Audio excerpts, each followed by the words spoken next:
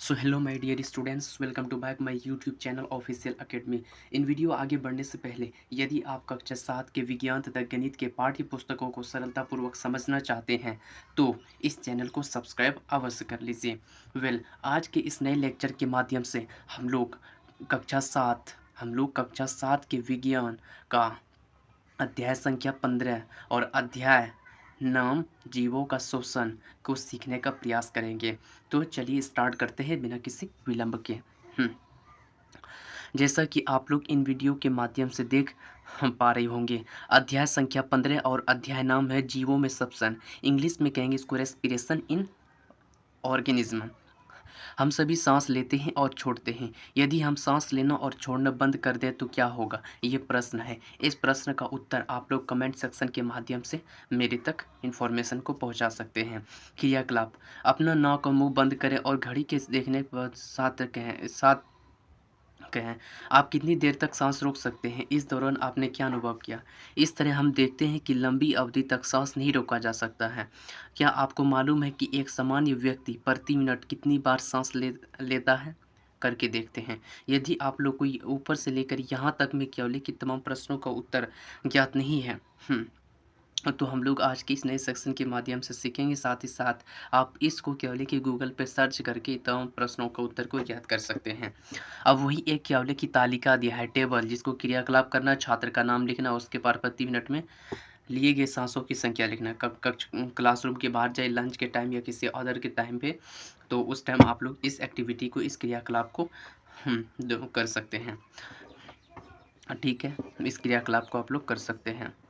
जब हम कोई शारीरिक कार्य करते हैं, शारीरिक कार्य कहने का तात्पर्य यहाँ ये है, शारीरिक कार्य जैसे कि हम लोग शरीर से कुछ काम करते हैं, जैसे कि किसी चीज़ को उठाते हैं या किसी चीज़ को नीचे करते हैं या किसी चीज़ को धक्का देते हैं, शारीरिक कार्य करते हैं जैसे कि दौड़ना, कसरत करना। तो क्या सांस लेने की दर सामान्य स्थितियों की तरह होती है? बिल्कुल भी नहीं होती। पता लगाइए और ऐसी कौन कौन सी स्थितियां हैं जब सांस लेने की दर बढ़ जाती है। अब इस तालिका पता लगाइए, इन्फॉर्मेशन को ज्ञात करना, उस इन्फॉर्मेशन को इस तालिका में भरना है। ठीक है, समझ गए। अब हम लोग क्या करेंगे, इधर देखो। अब यहाँ एक और चीज़ है, आपने आपने देखा कि तेज चलने या दौड़ने पर सांस की गति बढ़ जाती है। जब आप केवल की इस एक्टिविटी को करेंगे तो आपको केवल की एक निष्कर्ष निकलेगा, एक कंक्लूजन निकलेगा, सांस बढ़ जाती है। ऐसा क्यों? सांस लेने और छोड़ने के क्रम में उदर और वक्ष की गति को अध्ययन करते देखें। फिर कुत्ता, बिल्ली तथा अन्य जंतुओं की दौड़ाएं और परीक्षण करें, उसमें कि वक्ष किस प्रकार गतिशील है। समझ रहे हैं, किस प्रकार गतिशील है। हम नाक या मुंह से सांस लेते हैं और छोड़ते हैं। क्या आपको पता है कि सांस में कौन सी हवा प्रयुक्त होती है? छोड़ने के बाहरी अंग का उपयोग किया जाना चाहिए। ऑक्सीजन युक्त हवा शरीर के अंदर तेज लाने की क्रिया अंत्यश्वसन इलेशन तथा कार्बन डाइऑक्साइड युक्त हवा को अर्थात वायु को शरीर से बाहर निकालने अर्थात निष्कासन की क्रिया उच्च श्वसन कहलाती है। तो ये अंत्यश्वसन और उच्च श्वसन खूबसूरत सा परिभाषा यहाँ से होगा। क्रियाकलाप क्रियाकलाप क्या? स्वच्छ उच्छ्वास में निकली गैस का परीक्षण करें। एक परखैली में चूने का पानी लेकर एक नली डालकर उसमें कुछ फूंक दें और देर फूंकने के बाद चूने के पानी का परीक्षण करें। क्या रंग बदल जाता है? देखेंगे कि चूना जल का रंग दूधिया हो जाता है। ऐसा क्यों? अब जरा सोचें, अंत्यश्वसन के लिए ऑक्सीजन कहाँ से आता है? स्मरण करें, प्रकाश संश्लेषण की क्रिया में क्या होता है? तो अंत्यश्वसन के लिए जो हम लोग ऑक्सीजन यूज करते हैं, गैस यूज करते हैं, वो ऑक्सीजन, ये ऑक्सीजन जो होता है पौधों में प्रकाश संश्लेषण की प्रक्रिया से हम लोगों को प्रकाश प्राप्त होता है। प्रकाश संश्लेषण क्रिया के फलस्वरूप ऑक्सीजन मुक्त होता है, निकलता है, जिसका उपयोग सभी जीव करते हैं, और कार्बन डाइऑक्साइड मुक्त करते हैं, जिसका उपयोग पौधे भोजन बनाने में करते हैं। इस प्रकार जो है वातावरण में ऑक्सीजन तथा कार्बन डाइऑक्साइड की निरंतरता बनी रहती है, अर्थात ऑक्सीजन और कार्बन डाइऑक्साइड का वायुमंडल में संतुलन बना रहता है। जीवों को जीवित रहने के लिए बहुत से कार्य करने पड़ते हैं, कार्य करने के लिए ऊर्जा की आवश्यकता होती है। पढ़ने, सोने, चलने, यहाँ तक कि भोजन करने के लिए भी ऊर्जा की आवश्यकता पड़ती है। इसके अतिरिक्त कौन कौन से कार्य है जिसमें ऊर्जा आवश्यक है? ऊर्जा की कार्यों की एक सूची बनाई। देखो, हम लोग केवल की दैनिक जीवन में बहुत सारे केवल की क्रियाकलाप करते हैं, और जितने भी होते हैं क्रियाकलाप, चाहे वो क्रियाकलाप शरीर के अंदर क्रियाकलाप हो, चाहे वो शरीर के बाहर हो, चाहे वो क्रियाकलाप मानसिक हो, चाहे वो क्रियाकलाप हुआ कि भौतिक हो यानी फिजिकल हो, सभी क्रियाकलाप में ऊर्जा की आवश्यकता होती है, ठीक है? अब वही बोल रहा है उन कार्यों की एक सूची बनाएँ, उस क्रियाकलाप का क्या बोले कि एक सूची तैयार करना, एक सूची बनाना है, ठीक है? देखो जैसा कि इसमें सूची दिया गया है पाठ्य पुस्तक में, चलना में दौड़ने में चलना हो गया, दौड़ना हो गया, व्यायाम करना हो गया, ये भी लिख सकते हैं, पढ़ना हो गया, साथ ही साथ क्या कह सकते हैं, खेलना हो गया, खेलना भी हो गया, ठीक है? ये ऊर्जा कहाँ से आती है? प्रश्न है, आपके माता-पिता नियमित रूप से भोजन करने के लिए क्यों कहते रहते हैं? मतलब हुआ कि ये ऊर्जा कहाँ से आती है और आपके माता-पिता नियमित रूप से भोजन करने के लिए आपके माता नियमित रूप से भोजन करने के लिए क्यों कहते रहते हैं? कभी आपने सोचा है भोजन में ऊर्जा संग्रहित होती है, भोजन में मतलब कहने संग्रहित का अर्थ भोजन में जो करते हैं उसमें ऊर्जा जमा रहता है, जो जैव रासायनिक यानी बायोकेमिकल अभिक्रिया शोषण के दौरान भोज्य पदार्थ रासायनिक अपघटन के परिणाम स्वरूप मुक्त होता है, ठीक है? इस ऊर्जा का उपयोग जीव अपने सभी प्रकार के कार्यों के लिए करते हैं, सभी प्रकार के कार्यों के लिए करते हैं। इस प्रकार हमने देखा कि केवल ऑक्सीजन का शरीर के अंदर जाना और कार्बन डाइऑक्साइड का शरीर से बाहर आना शोषण नहीं है। समझ रहे क्या कहना चाहता है? जबकि शोषण शरीर की कोशिकाओं में उपलब्ध ग्लूकोज के अणुओं का रासायनिक अपघटन है, जो ऑक्सीजन की उपस्थिति में होता है। तो शोषण का परिभाषा यहाँ से लिखना है कि शोषण क्या है, तो लिखना है शोषण शरीर शरीर की कोशिकाओं में उपलब्ध ग्लूकोज अणुओं का रासायनिक अपघटन कमीकरण होता है, जो कि ऑक्सीजन की उपस्थिति रासायनिक अपघटन करता है। तो ऐसा अपघटन अब उसको क्या बोले कि दोबारा जोड़ा नहीं जा सकता। ऐसा वो रासायनिक तरह से टूट गया है छोटी-छोटी अणुओं में अपघटन।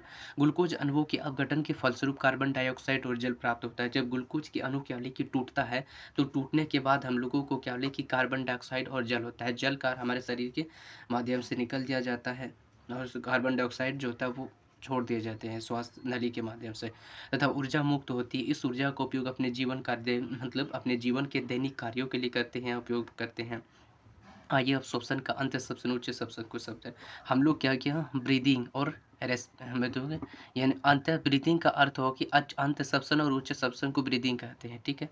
ब्रीदिंग का दो पार्ट हो गया, एक इनहेलेशन एक्सहेलेशन, जैसा कि मैंने अभी कुछ देर पहले आपको क्या बोले कि दोनों का परिभाषा से परिचित कराया। अब दोनों में क्या क्या मूल अंतर है, उस मूलभूत अंतर को हम लोग सीखेंगे। इस क्रियाकलाप सबसे पहले देखो अंत्य श्वसन उच्च श्वसन, इस क्रिया में ऑक्सीजन अंत्य श्वसित और कार्बन डाइऑक्साइड उच्च श्वसित होती है। इसका अर्थ ये होता है कि ब्रीदिंग ब्रीदिंग की क्रिया में क्या होले ऑक्सीजन क्या होले कि हम लोग उपयोग करते हैं और कार्बन डाइऑक्साइड को छोड़ते हैं। इस क्रिया में शोषण का इस क्रिया में ग्लूकोज ऑक्सीकृत होकर कार्बन डाइऑक्साइड और जल देता है एवं ऊर्जा मुक्त होती है, जबकि शोषण की क्रिया में ग्लूकोज जो होता है वो ऑक्सीकृत मतलब ऑक्सीजन के साथ मिल जाता है और उस मिलने से कार्बन डाइऑक्साइड और क्या बोले कि कार्बन डाइऑक्साइड और जल, ये जो कि हम लोग जल क्या बोले कि शरीर के जल ये होते हैं ना, शरीर के माध्यम से हम लोग मूत्र के माध्यम से निकाल देते हैं और कार्बन डाइऑक्साइड श्वास नली के माध्यम से निकालते हैं। हम इसके साथ हमारे शरीर को ऊर्जा मिलती है और इसी ऊर्जा को हम लोग अपने दैनिक कार्यों में उपयोग में लाते हैं, दैनिक कार्यों के उपयोग में लाते हैं। ये कोशिकाओं के बाहर होने वाली क्रिया ब्रीदिंग जो होता है वो कोशिका के बाहर होती है और जबकि रेस्पिरेशन ये अंदर ये कोशिका के अंदर होने वाली क्रिया है। इससे कोशिकीय शोषण भी कहते हैं यानी सेल्यूलर रेस्पिरेशन, रेस्पिरेशन को सेल्यूलर रेस्पिरेशन कहते हैं। इस क्रिया में ऊर्जा खर्च होती है यानी ब्रीदिंग की क्रिया में सांस लेने की क्रिया या छोड़ने की क्रिया में ऊर्जा खर्च होता है, जबकि रेस्पिरेशन में ऊर्जा मुक्त होती है मतलब ऊर्जा शरीर को प्राप्त होता बनता है। इस क्रिया में एंजाइम की सहभागिता नहीं होती है, मतलब ब्रीदिंग की क्रिया में सांस लेने और छोड़ने की क्रिया में जो है एंजाइम की सहभागिता नहीं होती, इसका कोई सहायता नहीं होता। बट इस क्रिया के निष्पादन में एंजाइम की सहभागिता होती है। तो मूल रूप से हम लोगों ने क्या बोली कि ब्रीदिंग और रेस्पिरेशन के 4 मूलभूत अंतर को सीखा। अब हम लोग क्या बोले कि इसका समझ लेते हैं कि सबसे पहले हम लोग इस बात को समझते हैं एंजाइम होते क्या हैं, एंजाइम क्या होते हैं। तो मैं आप लोगों को अतिरिक्त कुछ नहीं बता रहा हूँ, जो सिलेबस में है, जो चैप्टर्स में है, जो अध्याय में दिया है उसी को मैं क्या बोले कि थोड़ा एक्सप्लोर करके इलाबोरेट करके समझाने का प्रयास कर रहा हूँ। एंजाइम एक प्रकार का प्रोटीन है। सबसे पहली बात एंजाइम क्या है? एक प्रकार का प्रोटीन है जो जैव रासायनिक क्रिया के उत्प्रेरित करता है, मतलब जैव रासायनिक क्रिया को अर्थात स्टिमुलेट करता है, बढ़ाता है या घटाता है। साथ ही साथ अभिक्रिया को कंट्रोल भी करता है कि ज़्यादा हो या कम हो, अगर ज़्यादा हो गया तो उसको नॉर्मल करेगा, कम है तो उसको थोड़ा सा बढ़ाएगा, यानी अभिक्रिया की दर को क्या बोले कि वो नियंत्रित करेगा। ये होता है हमारा एंजाइम। क्या श्वसन के लिए ऑक्सीजन आवश्यक है? ज़रा सोचिए क्या होता है जब भोजन की बाद पानी कम पीते हैं, शोषण प्रश्न पूछ रहा है, शोषण के लिए ऑक्सीजन ज़रूरी है, बहुत ज़रूरी है। अगर हम लोग क्या करें कि भोजन खा लें, खाना खा लें और पानी बहुत कम पिएँ, तो ऐसी स्थिति में क्या होता है, एसिडिटी हो जाती है, गैस होने लगती है। साथ ही साथ क्या करते हैं, प्यास लगने लगती है। तो वास्तव में शोषण की क्रिया ऑक्सीजन की उपस्थिति तथा अनुपस्थिति दोनों परिस्थितियों में संभव है। हाँ, तो वही बोले कि यहाँ कहने का अर्थ होता है कि सचमुच हकीकत में क्या है कि शोषण की जो क्रिया है, रेस्पिरेशन को जो क्रिया है, वो दोनों परिस्थितियों में ऑक्सीजन उपस्थित है तो भी है, तो ऑक्सीजन नहीं भी है, उस परिस्थिति में क्या है कि शोषण की प्रक्रिया संभव है। जब ग्लूकोज का अपघटन ऑक्सीजन की उपस्थिति में होता है, तो इस प्रकार की शोषण अ, मतलब ऑक्सीसप्शन एरोबिक रेस्पिरियर कहलाता है, शोषण कहलाता है, ठीक है? तो प्रश्न पूछेगा कि ऑक्सीशोषण क्या है, तो यहाँ से यहाँ तक परिभाषा लिखना है। ऑक्सीशोषण के फलस्वरूप कार्बन डाइऑक्साइड एवं जल तथा ऊर्जा मुक्त होती है। तो हम ऊर्जा glucose plus oxygen, carbon dioxide plus जल, कार्बन प्लस जल पर 674 केल्विन कैलोरी, मतलब ऊर्जा को जो होता है, शरीर की जो ऊर्जा प्राप्त है उसको कैलोरी में मापते हैं, कितना कैलोरी है, तो कितना कैलोरी है, ठीक है? इस प्रकार शोषण उच्च वर्गीय पौधों तथा जंतुओं में होता है, ठीक है? तो जब आपको क्या कि शोषण के बारे में लिखने को कहेगा, तो आप सबसे पहले इस क्वेश्चन की परिभाषा को लिखेंगे, साथ ही साथ उसके जो ये 2 से 3 पॉइंट इसको भी लिखेंगे और फिर इस समीकरण को भी लिखेंगे, साथ-साथ में क्या जो ऑक्सीजन शोषण की जो प्रक्रिया है, वो उच्च वर्गीय पौधे मतलब हाई ऑर्डर का जो पौधा होता है, जो और साथ ही साथ जो उच्च वर्ग के जंतु वो दोनों में होता है। निम्न वर्ग के जंतुओं और पौधों में शोषण की क्रिया नहीं होती, शोषण की क्रिया संपादित नहीं होती। क्यों? क्योंकि निम्न वर्ग के पौधों अथवा जंतुओं में क्या कि ये क्षमता नहीं होती है कि उसमें शोषण की क्रिया कर सके। ऑक्सीजन की अनुपस्थिति में ग्लूकोज का अपघटन ऑक्सीशोषण यानी एरोबिक रेस्पिरेशन कहलाता है। इसमें इस क्रिया के फलस्वरूप अल्कोहल, कार्बन डाइऑक्साइड तथा ऊर्जा मुक्त होती है। इसका समीकरण थे, ग्लूकोज ग्लूकोज जब टूटेगा, ऑक्सीजन की नहीं रहेगा, तब तो अल्कोहल बनेगा, कार्बन डाइऑक्साइड बनेगा, ऊर्जा प्लस में लगेगा, 28 कैलोरी बनेगा। जब ऑक्सीजन उपस्थिति था तो 674 कैलोरी बन रहा था, और जब ऑक्सीजन उपस्थित हो गया तो 28 कैलोरी। अर्थात क्या कहें, सबसे ज़्यादा जो है, हाँ, अगर बोले कि तो इसमें अनऑक्सीशोषण की अपेक्षा बोले कि ऑक्सीशोषण में क्या बोले कि ऊर्जा जो है अत्यधिक अत्यधिक प्राप्त होती है शरीर को, और ये फर्मिनेशन कहलाती है, क्रिया किण्वन कहलाती है। मुख्य रूप से इस प्रकार का शोषण अधिकतर सूक्ष्म जीवों जैसे कि एंटी अमीबा, गोल कृमि तथा जीवाणुओं में होता है। मतलब निम्न वर्ग के जो भी मतलब पौधे और जंतु होती है उसमें अनऑक्सीशोषण होगा, और उच्च वर्ग के पौधे अथवा जंतुओं में ऑक्सीशोषण होता है। मूल रूप से ये सीखा। अब हम लोग समझते हैं सबसे पहले क्या बोले कि एक एडिशनल जानकारी प्राप्त कर लेते हैं कि ये एक कोशिकीय जीव जिसमें ऑक्सीशोषण की क्रिया होती है, एथाइल अल्कोहल बनता है। यीस्ट का प्रयोग अंग्रेजी शब्द पावरोटी, अंग्रेजी बोली कि शराब, पावरोटी, बिस्कुट उद्योग में होता है, यीस्ट का ये उपयोग हो गया। अब हम लोग एक और परिभाषा को सीखते हैं। ऑक्सीजन की अनुपस्थिति में ग्लूकोज का अल्कोहल में अपघटन किण्वन कहलाता है, जैसा कि मैंने अभी भी सीखा। हुँ। देखो, इस चैनल की मुख्य विशेषता ये है कि सबसे पहले क्या बोले कि ये एक ऐसा प्लेटफ़ॉर्म है जो क्या बोले कि सबसे पहले किसी भी अध्याय को क्या बोले कि बुक के माध्यम से समझाने का प्रयास करता है, एंड देन उसके बाद फिर हम लोग क्या बोले कि इस चैप्टर्स के इस अध्याय के क्या बोले कि नोट्स को प्रोवाइड करते हैं एज ए पीडीएफ नोट के फॉर्मेट में। साथ ही साथ क्या करते हैं, इस अध्याय के जो प्रश्न उत्तर को भी हम लोग शेयर करते हैं इस चैनल के माध्यम से। सो इस चैनल को सब्सक्राइब आप लोग अवश्य कर लीजिएगा। क्या आप ऑक्सीजन और अनऑक्सीशोषण में अंतर बता सकते हैं? अब दोनों का अंतर देखो, ऑक्सीशोषण और अनऑक्सीशोषण, जैसा कि हम लोगों ने अभी पढ़ा। ऑक्सीजन की उपस्थिति में ऑक्सीशोषण होती है और ऑक्सीजन की अनुपस्थिति में अनऑक्सीशोषण होती है। ग्लूकोज पूर्ण रूपेण कार्बन डाइऑक्साइड तथा जल जल ऑक्सीकृत होता है और अधिक ऊर्जा मुक्त होती है। वही अनऑक्सीशोषण ग्लूकोज इथाइल अल्कोहल तथा उनमें टूटता है, कार्बन डाइऑक्साइड में टूटता है और कम ऊर्जा मुक्त होती है।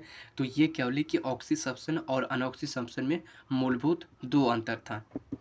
अब हम लोग समझते हैं कि जंतुओं में शोषण की प्रक्रिया कैसे होती है, ये फ्लो चार्ट के माध्यम से सीखते हैं। जैसे जंतुओं में शोषण, स्वच्छ वायु में सांस लेना, सांस लिया, वो स्वच्छ ऑक्सीजन को ग्रहण कर दिया, फेफड़ा से फिर रक्त जो विभिन्न ब्लड में चला गया, और वो रक्त क्या बोले कि शरीर के विभिन्न अंगों तक पहुंच गया, ऑक्सीजन का वहन करा, और शरीर की विभिन्न अंगों की जो कोशिका है वहाँ तक पहुँचा, और इस कोशिका में क्या बोले कि ऑक्सीशोषण की क्रिया हुई और कार्बन डाइऑक्साइड का वहन करते हुए फिर ब्लड में गया, रक्त के माध्यम से फिर फेफड़ा में कार्बन डाइऑक्साइड लाता है, उस फेफड़ा के माध्यम से फिर वातावरण में हम लोग श्वास प्रणाली के माध्यम से छोड़ देते हैं। तो इस प्रकार से जंतुओं में शोषण की प्रक्रिया संपन्न होती है। आइए हम लोग अब मानव में शोषण किस प्रकार के होते हैं उसको सीखते हैं। मानव में शोषण किस प्रकार से होती है। आइए अब शोषण की क्रिया विधि जानें कि शोषण का किस प्रक्रिया द्वारा हम लोग क्या बोले कि काम करते हैं और शरीर के किन-किन हिस्सों के द्वारा वो साँस शरीर से बाहर निकलता है या फिर कहते हैं वो शरीर के अंदर प्रवेश करता है। मानव शोषण की प्रक्रिया कई अंग होते हैं। मानव शोषण प्रक्रिया में कई अंग भाग लेते हैं जैसे कि नस द्वार, नसगुहा, मुखगुहिका, ग्रासनली, श्वास नली, फेफड़ा। आप साथ ही साथ क्या बोले कि इस अध्याय को ध्यान रहे कि यदि आप लोग क्या बोले कि इस बुक के माध्यम से समझ नहीं पा रहे पूरी तरह तो अवश्य ही जब मैं आपको क्या बोले इस चैनल पर इस अध्याय का नोट्स को प्रोवाइड करूँगा तो उसपे आप लोग ये सुनिश्चित कर लेंगे कि हम लोग इस चैप्टर को अच्छी तरह से सीख चुके हैं। शोषण की क्रिया में भाग लेने के लिए प्रमुख अंग यही है, ये अभी-अभी जो मैंने बताया। हाँ, और देखो शोषण की क्रिया में भाग लेने वाले अंग, जो भी अंग है उसको 1, 2, 3, 4 टोटल 5-6 अंग है। देखो 6 अंग है 1, 2, 3, 4, 5, 6 इन्हीं 6 अंगों को यहाँ बाँध देना है, समझ गए? श्वसन की क्रिया में भाग लेने वाले मुख्य अंग नसा द्वार, नसा गुहा, मुखगुहिका, ग्रसनली, श्वास नली और फेफड़ा। इन इन बातों की जानकारी हम लोग क्या कर ले इसमें ग्रसनली सीख चुके हैं, श्वास नली से मुखगुहिका भी सीख चुके हैं, ठीक है। अब हम लोग ये समझने का प्रयास करें कि सांस लेने और छोड़ने की क्रिया इन अंगों द्वारा कैसे संपन्न होती है। सांस लेते हैं और छोड़ते हैं तो ये प्रक्रिया हमारे शरीर कैसे संपादित करती है। अब इस पर हम लोग थोड़ा बलपूर्वक समझेंगे। सामान्यतः हम लोग वातावरण से ऑक्सीजन युक्त नसाद्वार से ग्रहण करते हैं जो नसा गुहा से होते हुए श्वास नली से होकर हमारे फेफड़ा में जाती है, ठीक है, फेफड़ा में जाती है और फेफड़ा वक्ष गुहा में स्थित होते हैं। वक्ष गुहा को आधार प्रदान करते हैं कौन? फेफड़ा। इसके लिए पेशीय परत डायाफ्राम होती है, इसके लिए पेशीय परत डायाफ्राम होती है। देखो सबसे पहले जैसे हम लोग स्वच्छ वातावरण में खड़े नसा द्वार से यहाँ नसा द्वार से सुग्रहण किया, उसके बाद फिर ये नास गुहा के माध्यम से मुख गुहिका की ग्रेसनी पे आते हुए ग्वास नली की ये श्वास नली हो गया, ये ग्रसनली ग्रसनी के बाद श्वास नली के होते हुए यहाँ से फिर ब्लड के संपूर्ण शरीर में के संपूर्ण शरीर के विभिन्न हिस्सों तक पहुँचेगा और वहाँ फिर क्या करेगा कोशिका में पहुँचेगा और इस ऑक्सीजन का उपयोग करेगा। उसके बाद फिर जस्ट उल्टा क्या वो उस उपयोग करने के बाद जो मतलब कार्बन डाइऑक्साइड बनेगा वो रक्त के माध्यम से फेफड़ा में पहुँचेगा और फेफड़े से होता हुआ श्वास नली से ग्रस नली के फिर मुख गुहिका से होता हुआ फिर नसाद्वार, हाँ, नस गुहा फिर नसाद्वार से ये वायुमंडल में हम लोग निष्कासित करते हैं। तो कुल मिला के इस प्रकार से मानव में श्वसन की क्रिया संपन्न होती है। बाकी भाषा आगे है उसको भी सीख लेते हैं। डायफ्राम के हम लोगों ने बारे में बात की अभी तुरंत। देखो डायफ्राम होती है अंतःश्वसन के लिए पसलियाँ ऊपर की ओर गति करती है। देखो जब अंतःश्वसन का अर्थ होता है जब हम लोग क्या बोले कि सांस लिया, जैसे सांस लेके आप देख भी सकते हैं, सांस लिया तो पसलियाँ ऊपर की ओर गति करे तो ऊपर की ओर आता और डायफ्राम सांस लिया पसलियाँ ऊपर गया और डायफ्राम नीचे गया, समझ रहे हैं, नीचे की ओर गति किया जिस कारण वक्ष गुहा का आयतन बढ़ जाता है और वक्ष गुहा का आयतन बढ़ जाता है और वायु फेफड़े में प्रवेश कर जाती है। उच्च श्वसन में पसलियाँ नीचे की ओर आ जाती है जबकि डायफ्राम ऊपर पूर्व स्थिति में आ जाती है। तो इस तरह हम देखते हैं कि कैसे हमारा वक्ष फैलता और सिकुड़ता है। तो आइए हमारा वक्ष जो होता है किस प्रकार से फैलता एवं सिकुड़ता है उसको एक क्रियाकलाप से समझते हैं। मूल रूप से जो है कि क्रियाकलाप को देने का मुख्य कारण ये होता है उसको समझाना, आसानीपूर्वक, सरलतापूर्वक समझाना। तो अंतःश्वसन उच्च श्वसन को समझने के लिए प्रयोग कीजिए। प्लास्टिक का एक पारदर्शी बोतल और इसकी पैंती में गोलाई में काट कर अलग कर लीजिए, ठीक है। बोतल के मुंह में लगे ढक्कन के छेद और उसमें बेकार कलम जिसके दोनों सिरों को खोल देने पर खोखले बेलन के रूप को ही जाए। इसकी छेदयुक्त ढक्कन में इस प्रकार डालें कि कलम का आधा भाग बोतल में अंदर रह जाए। देखो कुछ इस प्रकार से करना है, ठीक है। आधा बार इसको क्या बोले कि अंदर हो जाएगा। बेलन अर्थात कलम के अंदर वाले सिरे पर एक छोटा बैलून कसकर बांध दें। एक बड़े बैलून को बोतल के निचले कटे सिरे को कसकर बांध दीजिए। कलम लगे ढक्कन को बोतल के मुंह को कस दें। मुंह के ढक्कन के ऊपरी भाग को वायुरुद्ध दीजिए ताकि बाहर की हवा अंदर जा सके। बोतल के नीचे लगे बैलून के नीचे खींचे और अंदर वाले बैलून का अवलोकन कीजिए। क्या होता है, नीचे की ओर खींचे गए बैलून को छोड़ दें, पुनः अंदर के बैलून आए परिवर्तन को देखिए क्या होता है। अब बोतल में लगे बड़े बैलून को बोतल के अंदर दबा कर देखिए अंदर के कटे बैलून पर क्या प्रभाव पड़ता है। ये क्रिया बार बार की जा सकती है, आप लोग कर सकते हैं। इसके क्रियाकलाप को बार बार दोहरा सकते हैं, इस क्रियाकलाप की पुनरावृत्ति कर सकते हैं। इसमें किसी प्रकार का क्या है कि नुकसान नहीं होगा शरीर को। जब आप लोग इस मतलब क्रियाकलाप को करेंगे तो आपको क्या बोले इस पूरी तरह से बोले कि हमारा वक्ष गुहा किस प्रकार से फैलता शुरू होता है इसको समझने में सक्षम हो सकेंगे। इस प्रयोग से हमने जाना कि अंतः श्वसन एवं उच्च श्वसन के दौरान हमारे फेफड़े किस प्रकार से फैलते हैं और सिकुड़ते हैं, जैसा कि मैंने अभी कहा। सभी जीव परिवेश में ऑक्सीजन ग्रहण करते तथा कार्बन डाइऑक्साइड का त्याग करते हैं। गृहीत ऑक्सीजन कोशिकीय श्वसन की क्रिया में काम आता है, यानी जो हम लोग ऑक्सीजन लेते हैं वो मतलब कोशिकीय श्वसन में काम आता है। श्वसन की क्रिया ऑक्सीजन की उपस्थिति में अनेक एंजाइमों की सहायता से कई चरणों में संपन्न होती है। तो सबसे पहले श्वसन की क्रिया जो ऑक्सीजन की उपस्थिति में होगी, साथ साथ क्या उसमें बहुत सारे एंजाइम की आवश्यकता होगी, और ये जो क्रिया होगी श्वसन का वो बहुत सारे फेजों में होगी, बहुत सारे चरण में होगा, इस बहुत सारी स्टेप्स में होगा। रक्त शरीर के विभिन्न भागों की कोशिकाओं में ऑक्सीजन पहुंचाने वाला वाहक होता है। करियर ऑक्सीजन का वहन लाल रक्त कोशिकाओं में पाए जाने वाले पिण्यक हीमोग्लोबिन के द्वारा होता है। मतलब हमारे शरीर में जो ब्लड होता है, रक्त जो होता है, जिसको कहते हैं बोलचाल की भाषा में खून में क्या होता है, हीमोग्लोबिन होता है, और इस हीमोग्लोबिन का कम होता है कि ऑक्सीजन का वहन करना, अर्थात एक शरीर के एक भागों से शरीर के विभिन्न भागों तक पहुंचाना। ये ऑक्सीजन से संबद्ध कर ऐसी ऑक्सी हीमोग्लोबिन बनाता है। जब हीमोग्लोबिन ऑक्सीजन से संपर्क में आता है तो वो ऑक्सी हीमोग्लोबिन बनता है और ऑक्सीजन विभिन्न कोशिकाओं में विसरित हो जाता है। पुनः कोशिकाओं में हीमोग्लोबिन कार्बन डाइऑक्साइड से संबंध होकर कार्बोऑक्सी हीमोग्लोबिन बनाता है। अब देखो इसका शब्दों समीकरण है, haemoglobin plus oxygen oxy haemoglobin है, और हीमोग्लोबिन प्लस कार्बन डाइऑक्साइड जिसको कहते हैं मतलब कार्बोऑक्सी हीमोग्लोबिन कार्बन डाइऑक्साइड कार्बोऑक्सी हीमोग्लोबिन। तो ये जो होता है कार्बन डाइऑक्साइड का रासायनिक सूत्र है और यह ऑक्सीजन का रासायनिक सूत्र है। इस इसको लिखा है शब्द के रूप में। इस कार्बन डाइऑक्साइड को बाहर निकालने के लिए इस कार्बन डाइऑक्साइड को बाहर निकालने के लिए फिर ऑक्सीजन कार्बन फेफड़ा चलाता है और इसे नस द्वार के बाहर निकाल दिया जाता है। गाय, मेंढक, छिपकली, मुर्गी, जंतु की वक्ष गुहा में फेफड़े होते हैं। क्या अन्य जंतुओं में भी फेफड़े होते हैं? एक सूची बनाएं। तो सभी जंतुओं में फेफड़े नहीं होते, लेकिन क्या गाय, मेंढक, छिपकली, मुर्गी आदि में क्या कि फेफड़े अवश्य होते हैं।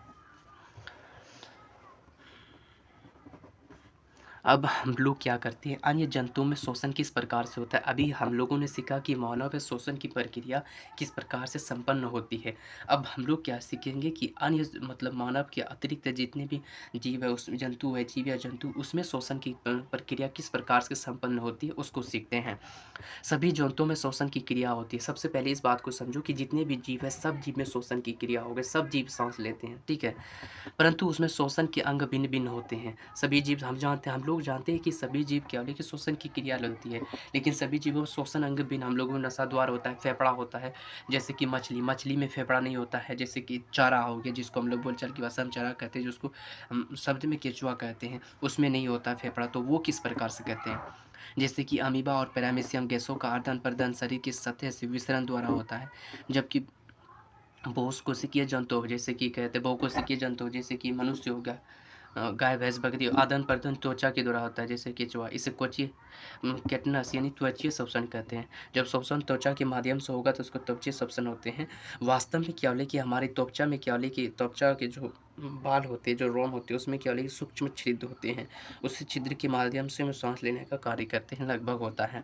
तेलचट्टी वाले कीटों के श्वसन के लिए शरीर पर छिद्र होते हैं, जिसे श्वास रंध्र कहते हैं, ठीक है। इन्हीं रंध्रों का गैस का विनिमय होता है। विनिमय का अर्थ होता है आदान प्रदान होता है, एक्सचेंज होता है, कार्बन डाइऑक्साइड लिया ऑक्सीजन या कार्बन डाइऑक्साइड ऐसे क्या, ठीक है। मेढक जल तथा स्थल दोनों पर पाए जाने वाला जंतु। इसमें शोषण की क्रिया फेफड़ों त्वचा के बाहर होती है। जलीय जीव कैसे शोषण में एक विशेष अंग गलफड़ा रख होता है, जिससे जल में घुलनशील ऑक्सीजन शोषण के प्रयुक्त होता है तथा शोषण में उपरांत कार्बन डाइऑक्साइड मुक्त होता है। मतलब जो होता है, चूंकि मेढक जो होता है जल में भी रह सकता है और क्या बोले कि पानी में रह सकता है, तो ऐसे जीवों को उभयचर जीव कहते हैं, एम्फीबियन कहते हैं, ठीक है। जब क्या बोले कि जब मेढक क्या बोले कि स्थल पर होते हैं तो वो अपनी त्वचा के माध्यम से सांस शोषण की क्रिया करते हैं। जब मेढक क्या बोले कि पानी में होते हैं, जल में होते हैं, तो वो सांस जो है वो अपने किसके माध्यम से लेगा, बताओ कमेंट सेक्शन के माध्यम से।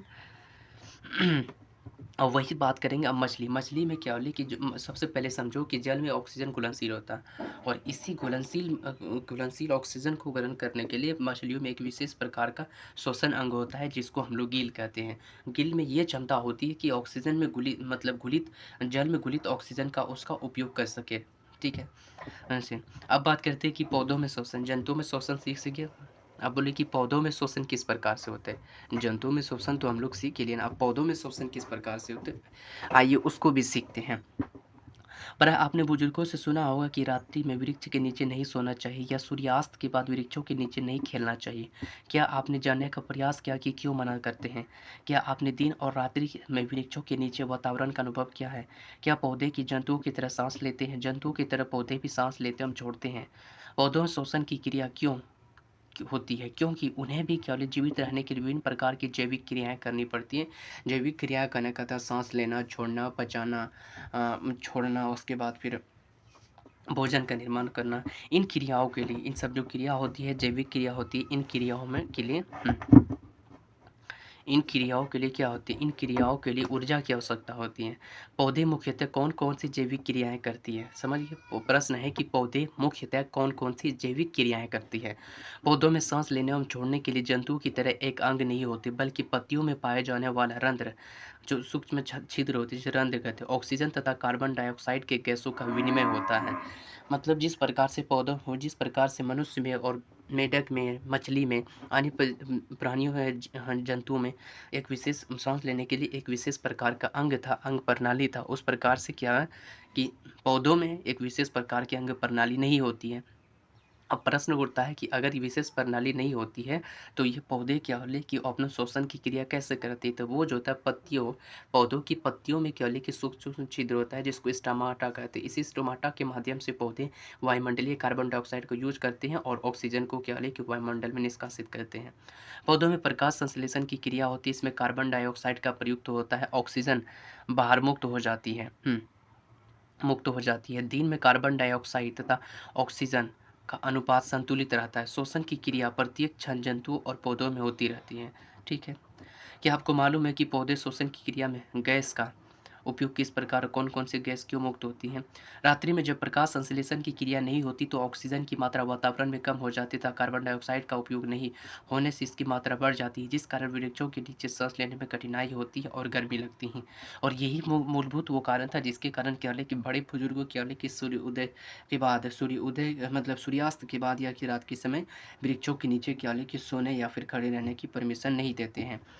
गर्मी क्यों लगती है? अब प्रश्न उठता है कि गर्मी क्यों लगती है? बहुत ही क्या बोले सामान्य सा प्रश्न है कि गर्मी क्यों लगती है? श्वसन की क्रिया में कार्बन डाइऑक्साइड के साथ ऊर्जा विमुक्त होती है, जिससे गर्मी का अनुभव होता है, ठीक है? ऊर्जा विमुक्त होती कहने का अर्थ होता है श्वसन की जब लोग हम लोग क्रिया होते हैं, तो शरीर को ऊर्जा प्राप्त होता है, जिससे हम लोग को गर्मी का अनुभव होता है। पौधों की कोशिका जंतु की कोशिकाओं की तरह ग्लूकोज अणुओं का अवघटन करती है, जिसमें ऊर्जा मुक्त होती है। जिस प्रकार से जंतु की अणु ग्लूकोज का अणुओं का अनुघटन का अपघटन करती है, उसी प्रकार से पौधों की कोशिकाएँ भी क्या होले कि ग्लूकोज का अपघटन करती है, ठीक है? क्या बीजों में शोषण होता है? अब प्रश्न है कि क्या बीजों में भी शोषण होता है? क्या स क्या आपने बीजों से भरी बोरियों या अन्य भंडारों के साथ भंडारों में हाथ डालकर देखा है? क्या अनुभव करते हैं? क्या आप गेहूँ, धान आदि बोरियों में हाथ डालकर देखिए, क्या गर्माहट महसूस करते हैं? ऐसा क्यों? गर्माहट महसूस करते हैं, तो ऐसा प्रश्न पूछा है कि ऐसा क्यों होता है? वो उस चीज़ को सीखते हैं। ऐसा क्यों होता है? इस चीज़ को सीखने के लिए देखो क्या कर सबसे पहले एक क्रियाकलाप 4.1 है, इसको करो। शोषण की क्रिया में कार्बन डाइऑक्साइड मुक्त होता है, इसके प्रदर्शन के लिए आइए कुछ क्रियाकलाप करें। एक चौड़े मुंह का बोतल, उसके ढक्कन में 2 छिद्र इस प्रकार कीजिए कि में प्लास्टिक नली, एक दूसरे रबड़ की नली लगाई जा सके। रबड़ की नली का दूसरा सिरा चूने के पानी से भरे छोटे बोतल के अंदर डालिए। ढक्कन की हवा पूर्णतः वायुरुद्ध होकर दें। क्रियाकलाप 4.1। अब बड़ी बोतल में पानी भरें और 2 घंटों के बाद चूने के पानी का परीक्षण कीजिए। क्रियाकलाप 4.2। बड़ी बोतल से पानी निकाल कर इससे घुलने अंकुरित बीज डालिए और पुल की भांति ढक्कन बंद कर वायुरुद्ध कर दीजिए। 1 घंटे के बाद चूने के पानी का अवलोकन कीजिए। ठीक है। क्रियाकलाप 4.3। अंकुरित बीज यानी चना या मूंग के स्थान फूलों की कलियां की बड़ी बोतल में डालिए। यदि क्रियाकलाप 2 से चूने का पानी का रंग बदल गया तो छोटी बोतल में साफ चूने का पानी पूर्व भांति भर दीजिए। इन क्रियाकलापों से क्या निष्कर्ष निकलता है?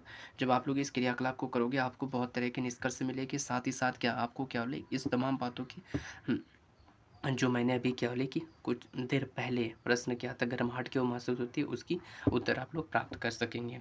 So thanks for watching my video. मिलते हैं नेक्स्ट वीडियो में नेक्स्ट लेक्चर के साथ। तब तक के लिए थैंक्स, टेक केयर, इट।